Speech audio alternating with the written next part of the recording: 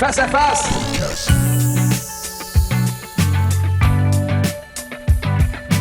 Hey, bonjour tout le monde. Vincent Beaulieu, je suis très content de vous revoir sur le podcast Face à Face, saison 2, oui, parce qu'il y a eu une saison 1 que vous pouvez aller voir sur toutes les plateformes, sur YouTube, sur Spotify, sur iTunes Music, sur Balado Québec. On est sur pas mal toutes les plateformes, donc vous pouvez voir tous les détails sur bammedia.ca. Donc, allez découvrir la première saison. Mais oui, on est à la saison 2, croyez-le pas. Et aujourd'hui, j'ai quelqu'un de très, très particulier que je reçois. Et pour moi, c'était super important de recevoir ce charmant, beau jeune homme-là. Et non, ce n'est pas mon frère, ce n'est pas mon père. On a probablement un lien de parenté quelque part parce qu'il se nomme Gilles Beaulieu. C'est un producteur ici de Québec, de la ville de Québec. Donc, pour moi, c'est vraiment important aussi de mettre des gens de ma région en valeur. Puis là, ça donne bien parce qu'on travaille ensemble sur un projet qui s'appelle Queens of Rock, qui connaît un énorme succès. Puis ça, il va vous en parler lui-même un petit peu plus tard. Mais bref, Gilles, c'est un producteur. C'est un gars qui, selon moi, a réalisé quelque chose d'extraordinaire. Il y a des qualités exceptionnelles et c'est un plaisir pour moi de vous présenter ce charmant, beau jeune homme, comme je vous disais, Gilles Beaulieu, qui se joint à moi. Salut Gilles, comment vas-tu? Salut Vincent, ça va très bien, très Yeah. bien. Merci pour la belle introduction, Seigneur. Ah, c'est pas pire, hein? C'est pas pire pour C'est un pas gars qui n'est mal pas bon. mon frère ou mon père, là, c'est pas pire. Non, mais je suis sûr qu'on est cousins de la fesse gauche à quelque Ah, part. Là. assurément, assurément. Donc, la compagnie, je ne l'ai pas nommée, c'est Beaulieu International Productions parce qu'on l'a dit en anglais parce que tu fais beaucoup affaire aux États-Unis. Mais bref, présente-toi un peu, Gilles, parce que les gens ne te connaissent pas. Tu es un gars qui agit beaucoup dans l'ombre. Tu es le producteur typique, qu'on va dire. C'est quelqu'un qu'on ne voit pas, mais qui emmène bien, bien large. Donc, parle-nous, toi, comment tu as tombé là-dedans dans la production? Parce que tu as une carrière, toi, dans la vie. Oui, ben c'est ça. Écoute, premièrement, faut que les gens sachent qu'à la base, moi, je n'ai pas un énorme background de production. Je suis ingénieur de formation. Okay. Et ça fait 35 ans que je fais de la vente et du marketing dans l'industrie des pâtes et papiers. Fait que j'ai appris, en fait, comment faire des affaires, du marketing, de la vente, toutes ces choses-là. Puis, comment est-ce qu'on applique ça, comment est-ce qu'on vient appliquer ça à la musique, au show business?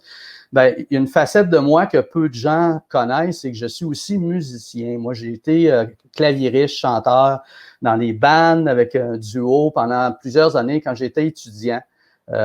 Puis, j'ai toujours été fasciné par le monde du spectacle.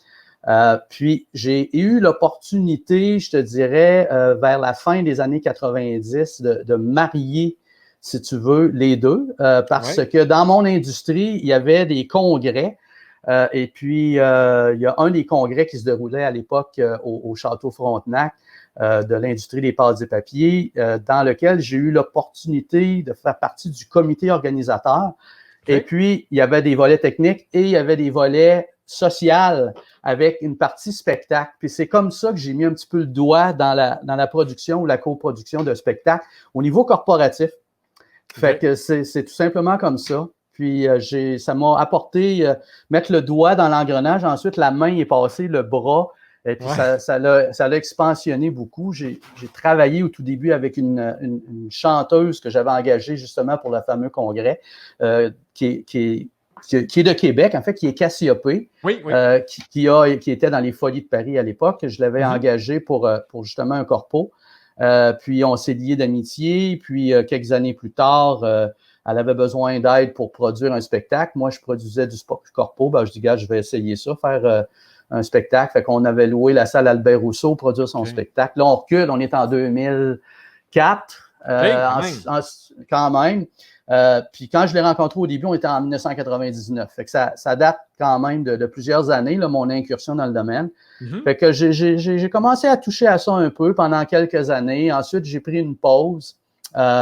Puis plus récemment, en 2014, j'ai eu un appel d'un ami qui me dit « Gilles, es-tu encore intéressé à faire de la production musicale? » Et puis, j'ai dit « Ça dépend. » Et là, il me parle d'Elisabeth Diaga et c'est là que tout a commencé avec Elisabeth.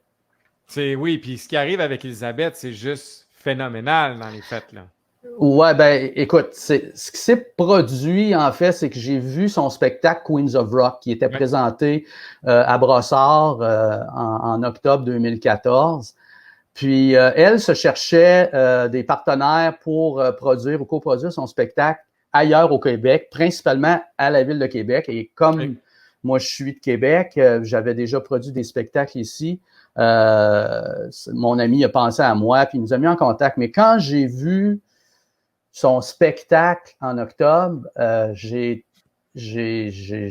complètement flippé. Je me suis dit, je vais faire une analogie avec le hockey. Moi, je suis aussi joueur de hockey, je suis gardien de but d'une ligue de garage. Puis j'ai eu comme l'impression que j'étais dans un aréna où je voyais un match de ligue de garage. Puis sur la patinoire, il y a un joueur qui est absolument extraordinaire. Puis personne ne le connaît. Mais ça donne que c'est Sidney Crosby, mais les gens ne le connaissent pas.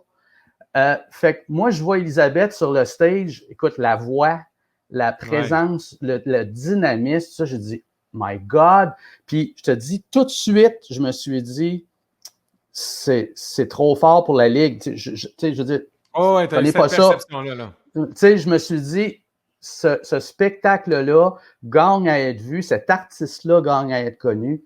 Puis, tout de suite, j'ai pensé à Vegas. Parce que moi, je suis un fan fini de Las Vegas. Je vais là depuis les années 80. De façon régulière, pas par affaire, évidemment, c'était juste par loisir pour pouvoir aller voir des spectacles. J'ai vu beaucoup de spectacles là-bas. Puis quand j'ai vu le spectacle d'Elisabeth, tout de suite, j'ai dit, ah non, j'ai dit ça, tu prends ce morceau de puzzle-là, puis tu mets ça à Las Vegas, puis ça va marcher, c'est l'enfer. Fait que dès ce moment-là... j'avais cette vision-là avec elle. J'avais la vision.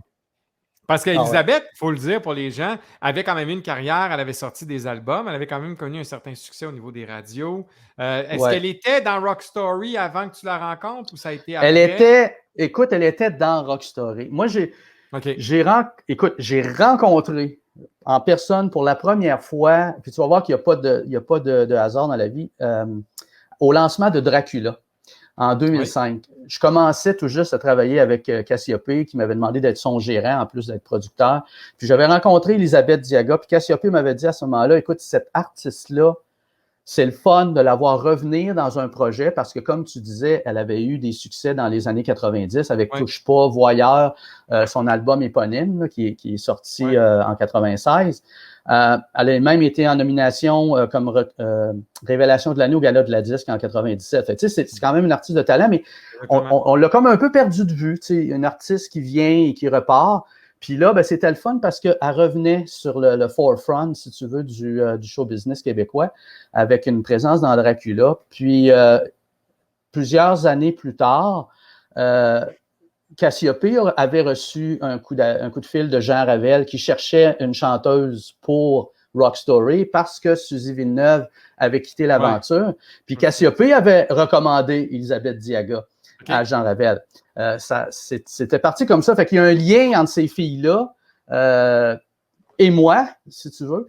Fait que moi, je l'avais vue dans Rock Story à plus d'une reprise, Elisabeth, puis oui, je savais que c'était une chanteuse extraordinaire, mais je veux dire, Rock Story, c'est un excellent spectacle, mais ils sont deux interprètes. Puis Jean, qui est un excellent chanteur, il fait une super belle job. Puis Elisabeth aussi, il y avait chacun leur morceau du spectacle. Mais quand j'ai vu son spectacle solo, où là, ce n'est que Elisabeth, puis là, elle lâche les lousses, comme on dit. Ça prend une autre dimension. Ça prend, c'est ça. Puis il faut le voir pour le comprendre. Faut vraiment le voir. Tu le sais, toi, tu l'as vu à Vegas dans les premiers temps qu'on faisait nos démarches avec les casinos là-bas. Fait que c'est ça. Fait que moi, tout de suite, j'ai dit, OK, ça marche. J'embarque, puis ça te tente-tu, Vegas? Puis elle m'a pas traité de fou, ce qui est pas pire. C'est déjà bon. C'est déjà bon parce que, tu sais, t'es qui, toi? Puis 2 minutes, là, c'est bien beau dire ça.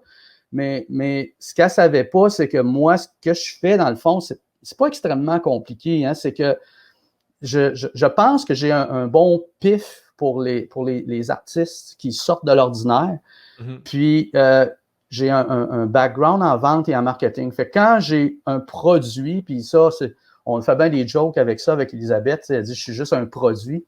Ben, dans le monde du spectacle, en tout cas à Vegas, c'est ce que c'est. Fait que tu amènes ton produit à Las Vegas, tu le montres aux gens là-bas. Quand tu as très bon produit qui sort de l'ordinaire, puis que la présentation est bien faite, ben c'est une job de vente 101 que je fais depuis 35 ans. Fait qu'il s'agit après ça de rencontrer les bonnes personnes, faire du réseautage. Puis c'est comme ça qu'on amène une artiste comme Elisabeth Diaga à avoir une résidence sur la Strip à Vegas. Oui, mais moi, je veux justement qu'on parle de ça parce que, nonobstant son talent qui, somme toute, est exceptionnel, les gens n'ont peut-être pas conscience, mais moi qui est dans l'industrie, je vais essayer de le verbaliser, puis je veux pas que tu rougisses trop, Gilles, mais il reste qu'au final, pour que les gens comprennent, n'entre pas à Vegas qui veut. Tu n'arrives pas là en disant « Ah, je vais juste mettre un show dans un théâtre, puis ça va marcher ». Ça ne fonctionne pas comme ça. C'est des années de démarchage, c'est des contacts qui ne viennent pas nécessairement à toi. Il faut que tu les développes. C'est vraiment un travail de moine. Fait que, tu sais, Gilles, je veux dire, tu es un gars qui a travaillé dans la vente. Tu savais que tu t'embarquais dans un long chemin, là, dans le sens où c'est pas venu du jour au lendemain. Puis j'ai été, moi aussi, comme tu dis, j'ai vu certaines vitrines à Vegas avec toi. Tu sais, tout ça, c'est un long processus. Là, les gens voient le résultat, puis ils font comme ouais, mais on sait bien, on l'a vu à la TV, à la voix, par exemple, on l'a découvert là, puis c'est sûr, elle se retrouve à Vegas à cause de ça. Mais les gens oublient qu'il y a peut-être un 5-6 ans de travail avant. C'est de ça que je veux que tu me parles. OK, de cette démarche-là. Comment tu dis, OK, à partir du moment où tu as exprimé à l'artiste, tu as dit, écoute, moi, Elisabeth, je te vois à Vegas. Là, on était au jour 1. Mais là, il a fallu que tu commences ces démarches. Comment ça a fonctionné, ce processus-là? Écoute, c'est une série de rencontres qu'on a fait. Premièrement, comme tu dis tantôt, ça ne se fait pas en claquant des doigts. Puis moi, je suis quelqu'un qui a une approche des petits pas. Hein? Je veux dire, t'arrives pas, on prend un vol pour Vegas, on s'en va voir le directeur, puis bang! En tout cas, moi, je travaille pas comme ça, puis j'ai pas la prétention de dire que j'ai la notoriété ou whatever. Fait que tout ce qu'il faut faire, c'est de comprendre c'est quoi le marché, puis la démarchage a été simple. On a commencé par aller là-bas en 2015, au mois d'août, d'ailleurs. Ça fait 6 ans cette année déjà. Et puis, on a commencé, moi, Elisabeth a été allée seulement une fois à Las Vegas en loisir, mais pas avec un œil de « OK, qu'est-ce qui se passe au niveau show business là-bas? » Fait que j'ai dit « Garde, je vais aller te montrer. » Fait qu'on est allé passer quelques jours là-bas, puis j'avais planifié quelques rencontres avec des contacts qui m'avaient été donnés par différentes personnes. Et la première chose qu'on a fait, c'est qu'on est allé voir le spectacle de Heart au House of Blues. OK.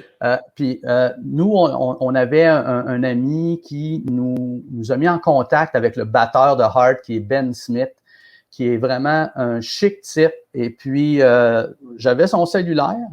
J'appelle Ben Smith, tu sais, puis salut, puis on est ici, on est des amis d'un tel, puis on est à Vegas, on vient voir le show, puis on aimerait ça te rencontrer, puis jaser, dire un petit bonjour. Le gars, super gentil, on l'a rencontré pour le lunch. Mais évidemment, on s'était préparé. On avait préparé des cadeaux pour Nancy et Ann Wilson, qu'on a eu l'opportunité de rencontrer. J'ai des photos de ça. C'était vraiment assez magique. Puis on a lunché avec Ben Smith, puis ça a vraiment cliqué. On lui a montré le vidéo, puis il nous montre... dans le clip, on joue Barracuda de Heart. Puis il dit en anglais, évidemment, il dit « Mon Dieu, il dit, votre Barracuda est meilleur que le nôtre. » Tu sais, OK. Tu sais, t'entends ça du drummer de Heart.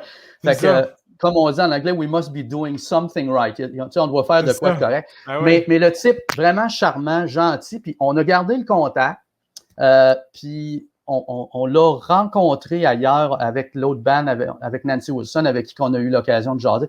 Fait que, moi, tu sais, je voulais qu'Elisabeth voie cette vibe-là de Vegas, puis on a rencontré un directeur de casino très connu.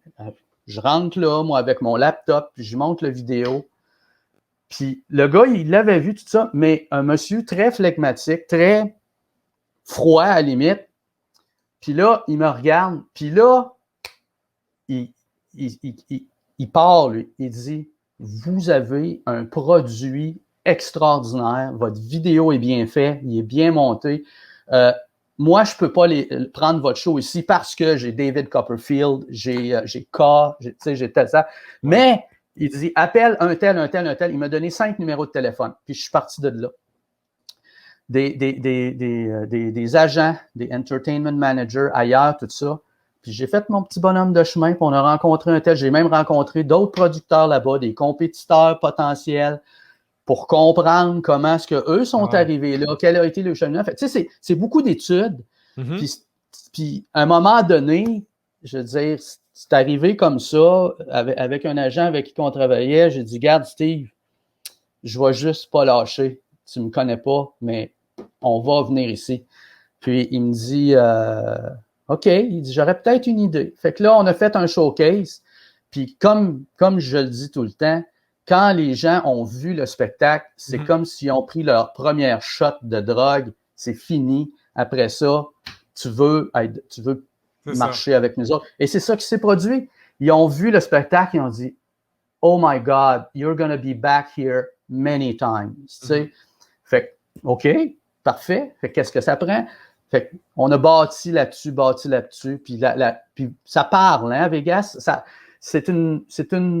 C'est la plus petite grosse ville que je connaisse. La communauté là-bas, locale, c'est tissé serré. C'est pas long que tu embarques dans les cercles. Puis les gens, contrairement à ce que je pouvais m'attendre, nous ont pas vu, en majorité, en tout cas, comme de la compétition. Les gens étaient très gentils, très oh my God. Puis les gens venaient voir le spectacle. Puis il y a des gens à la fin que ça. Il y a un monsieur, écoute, il dit, la dernière fois que je me suis senti de même, il dit, c'est quand j'ai vu Frank Sinatra à son dernier spectacle. Tu sais, il me dit ça. Hein? Je dis, OK, fait que we really have something. Tu sais, on a vraiment quelque chose pour vrai. C'est clair, ben oui. Mais c'est un processus qui est long. On parle de, écoute, entre le premier voyage qu'on a fait en 2015, puis le moment où on a signé le contrat pour la résidence, c'est quand même 4 ans.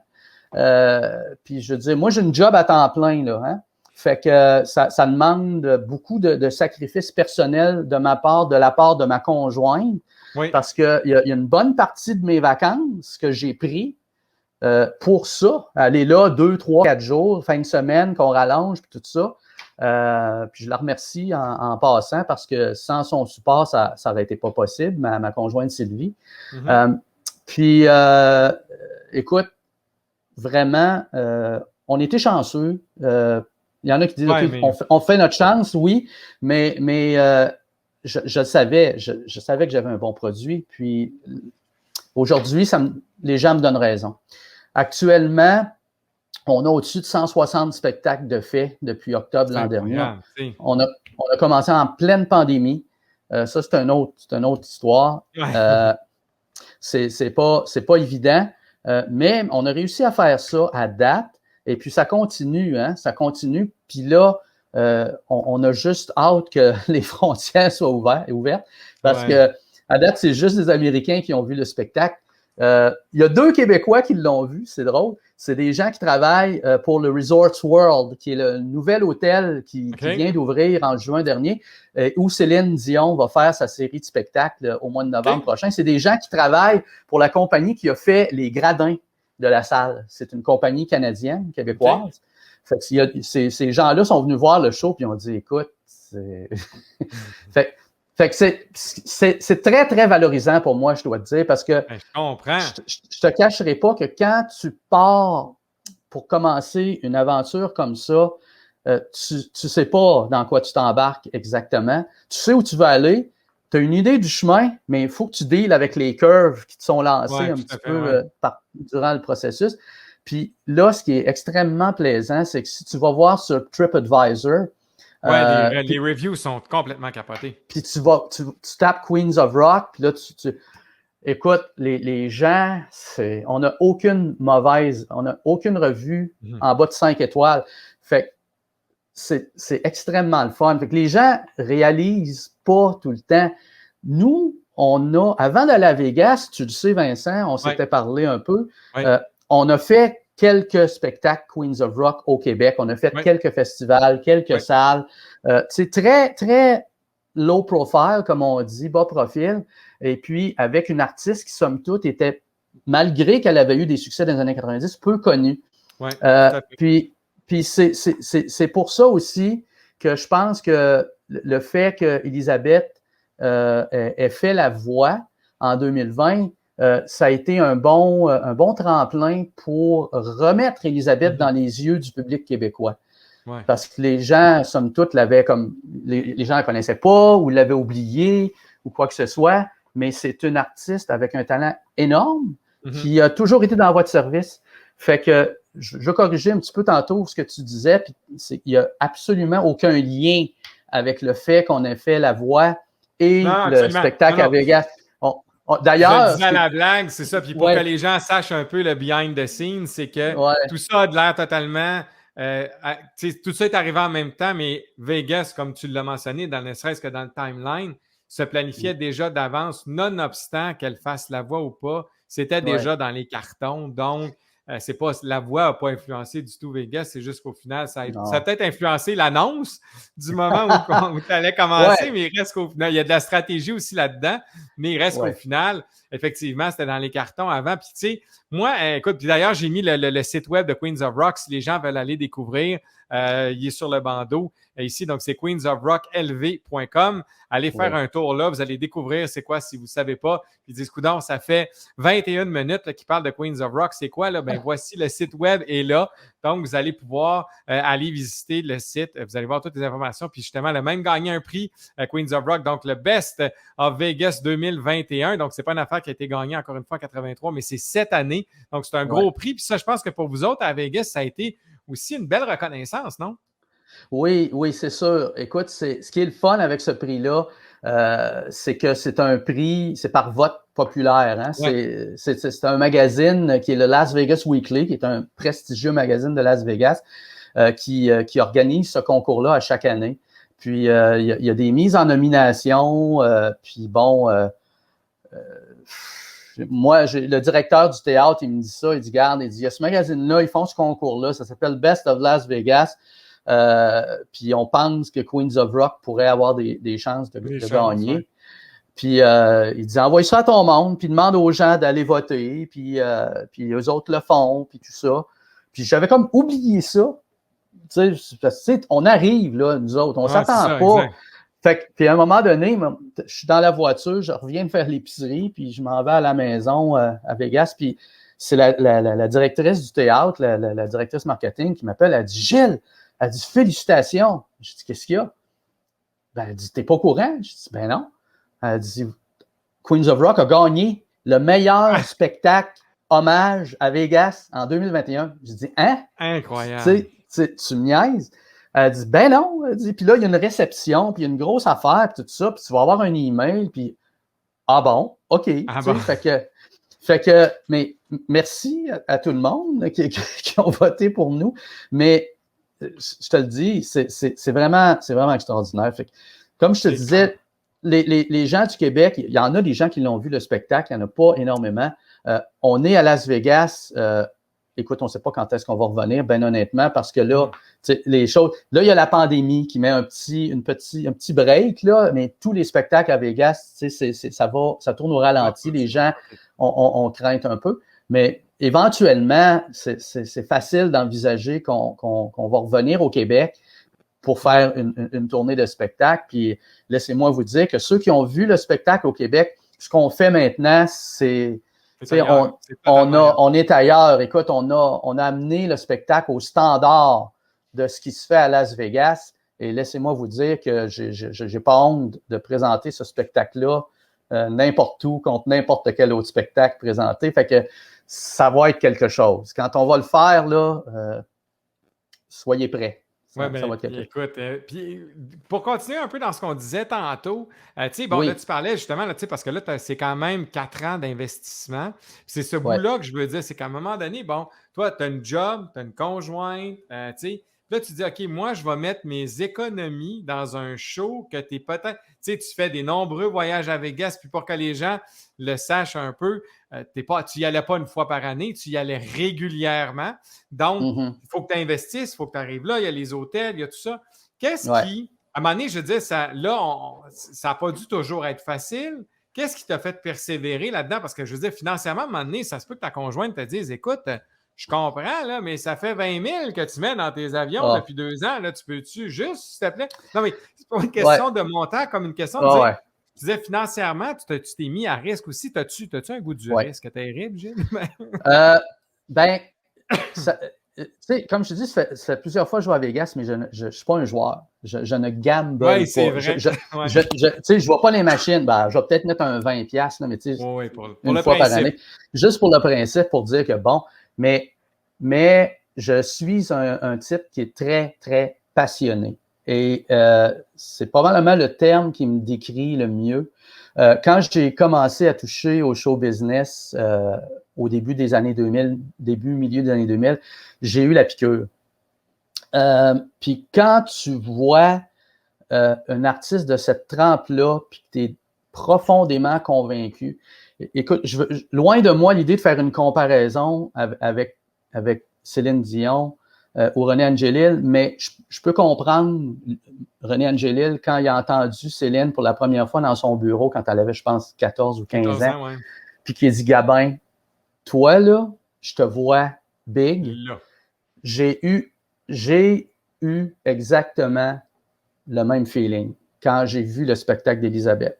Fait que quand tu as un produit, j'appelle ça tout le temps comme ça, c'est un peu tannant, mais quand tu as une artiste de ce calibre-là, puis que tu as un objectif, les gens qui me connaissent bien savent que dans la vie et dans ma carrière régulière, quand j'ai des objectifs, je m'organise pour les atteindre, même si ça prend du temps, même s'il faut être patient. J'ai de la clientèle que j'ai eue, ça m'a pris des années avant de les avoir, mais là, je les ai, puis ils sont très solides parce que je m'en occupe énormément bien. Puis c'est une des choses aussi, j'aime bâtir des relations solides, durables avec les gens, puis traiter les gens avec respect. Puis je te dirais que ça, à Las Vegas, c'est beaucoup apprécié. Les gens, les producteurs là-bas sont pas toutes pareilles, n'ont pas toutes la même éthique de travail. Puis, dans mon cas, ça se présente très, très bien. Fait que oui, financièrement, c'est un risque. Oui, j'ai accepté de gambler ma vie, ma propriété, je dis tout, parce que je suis convaincu, encore à ce jour, puis tous les commentaires qu'on a, le feedback me donne raison, me disent, écoute, tu as vraiment quelque chose. Tu es à la bonne place, on est sur son X. Elisabeth, elle est très bien là-bas à Las Vegas. Elle-même, elle le dit, elle dit, écoute, je suis béni d'avoir, de vivre ça. C'est inespéré, je veux dire, puis que ça fonctionne comme ça, puis qu'on ait l'amour du public, puis des gens là-bas. Écoute, tu peux pas demander mieux que ça, là.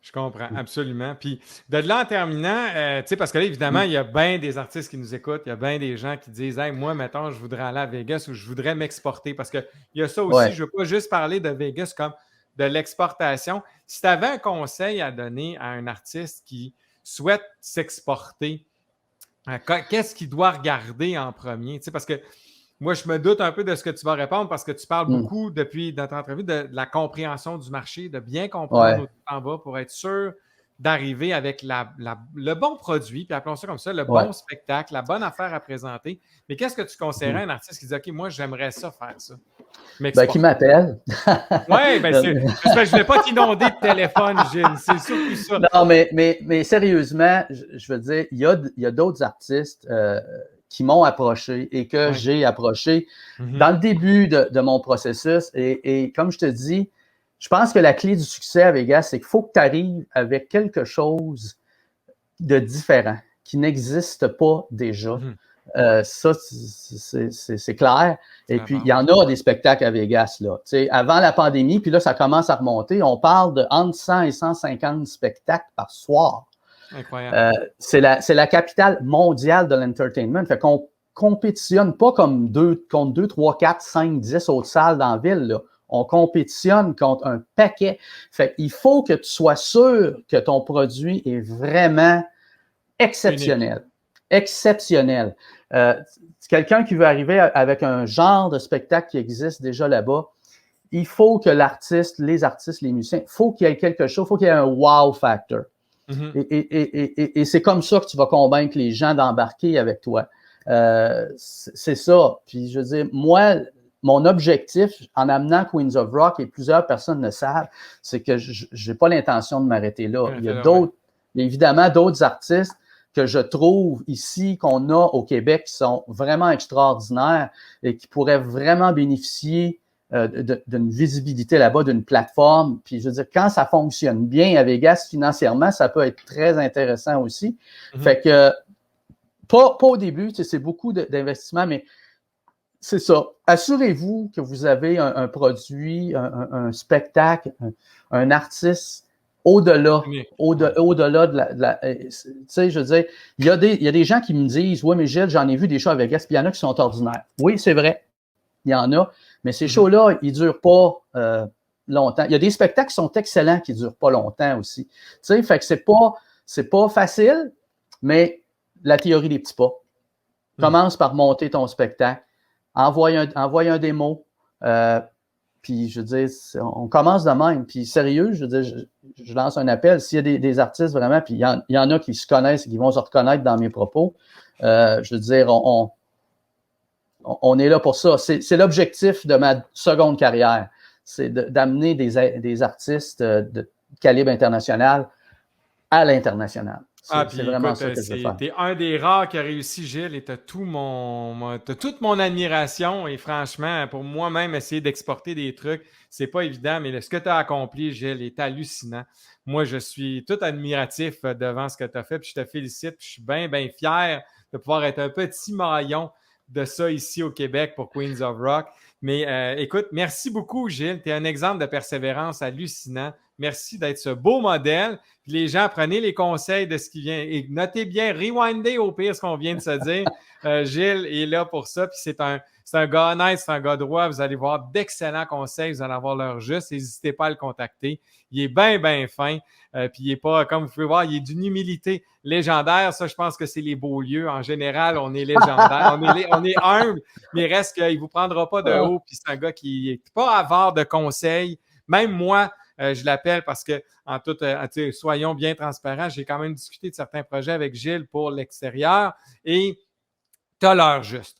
Puis c'est pas parce que toi, tu penses que tu es bon. Si Gilles, il te dit, écoute, oui, mais non, puis garde, voici tel aspect, ouvrez grand vos oreilles, travaillez vos trucs, puis il n'y a probablement pas tard. Merci infiniment, Gilles, d'avoir été avec nous autres ce midi. C'est super gentil. Merci infiniment. Puis nous autres, on se reparle bientôt. Ouais. Ben, merci. Bon. Merci à toi, Vincent. Bye bye. À la prochaine. Alors, c'était Gilles Beaulieu qui était avec nous autres. Écoutez, j'en aurais pris 1 heure et demie. Je veux dire, c'est extraordinaire, mais on va le ramener. Si vous nous envoyez les questions, tout ça, n'hésitez pas, on ramènera Gilles. C'est un gars qui est assez disponible. Merci beaucoup d'avoir écouté ce podcast avec Gilles et moi. Vous pouvez nous retrouver sur les plateformes, donc Spotify, iTunes, sur bammedia.ca. Vous allez avoir toute l'information. Merci beaucoup d'être là. Envoyez-nous vos commentaires, vos questions pour Gilles. Ça va nous faire plaisir de les relayer. Et puis, on se dit à la prochaine. Bye bye.